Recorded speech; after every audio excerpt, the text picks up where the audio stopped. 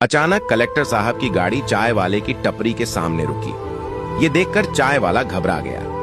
Collector साहब गाड़ी से नीचे उतरे और चाय वाले के पास आकर पूछा, भोलाराम कहाँ है? चाय वाला बोला, कौन भोलाराम साहब? मैं उसे नहीं जानता। कलेक्टर साहब बोले, अरे वही भोलाराम जो यहां तुमसे पहले चाय की टपरी लगाते थे। चाय वाला बोला, साहब वो तो 5 साल पहले ही यहां से अपने गांव चला गया, तब से मैं यहां चाय बेचता हूं। कलेक्टर आशुतोष के चेहरे पर अजीब से भाव उभरे। गांव चले गए? क्या तुम बता सकते हो वे गांव क्यों चले गए? चाय वाला बोला, मुझे नहीं पता साहब, मैंने उनसे पूछा ही नहीं। मैं जब यहां आया था तब वह बीमार सा था, सूख कर कांटा हो गया था। औने पौने दाम में मुझे अपनी टपरी बेचकर चला गया। बीमार सा था, सूख कर कांटा हो गया था। यह सुनकर कलेक्टर आशुतोष का दिल धक धक करने लगा। उसे खुद पर बहुत गुस्सा आ रहा था कि उसने बहुत देर तो नहीं कर दी। नहीं नहीं, इतना अच्छा आदमी इतनी जल्दी इस दुनिया को छोड़कर नहीं जा सकता। सोचते हुए आशुतोष वहीं एक पुरानी सी कुर्सी पर बैठ गया। चाय वाला बोला, साहब चाय बना दूं? आशुतोष ने खुद को कुर्सी पर डीला छोड़ दिया, आंखें बंद कर ली, फिर बोला, 3 बना दे भाई।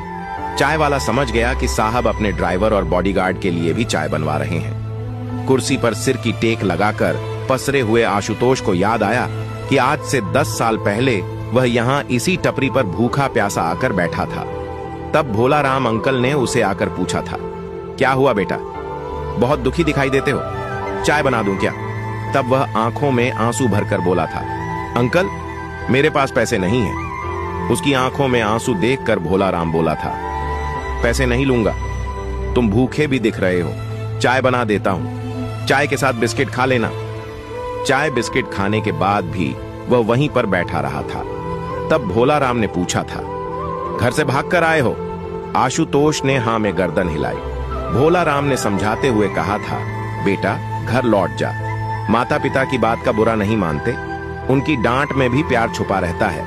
वह रोते हुए बोला, अंकल माता पिता नहीं है, वो बचपन में ही चल बसे थे। मामा मामी के पास रहता हूं, मगर वहां पर भी कुत्ते जैसी जिंदगी हो गई है। वो मेरी पढ़ाई छुड़ाकर काम धंधे में लगाना चाहते हैं।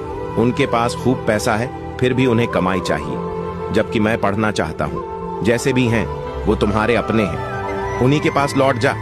तू 17 से 18 साल का बच्चा है, अकेले में तो ये दुनिया तुम्हें भिखारी बना देगी। तब वह भोलाराम के पैरों में गिरकर बोला था, अंकल प्लीज रहने के लिए छत दे दो, बाकी मैं कुछ काम धंधा करके पढ़ लूंगा, मुझे पढ़ना है, बड़ा आदमी बनना है। भोलाराम बोला, ठीक है तुम मेरे साथ रह लेना,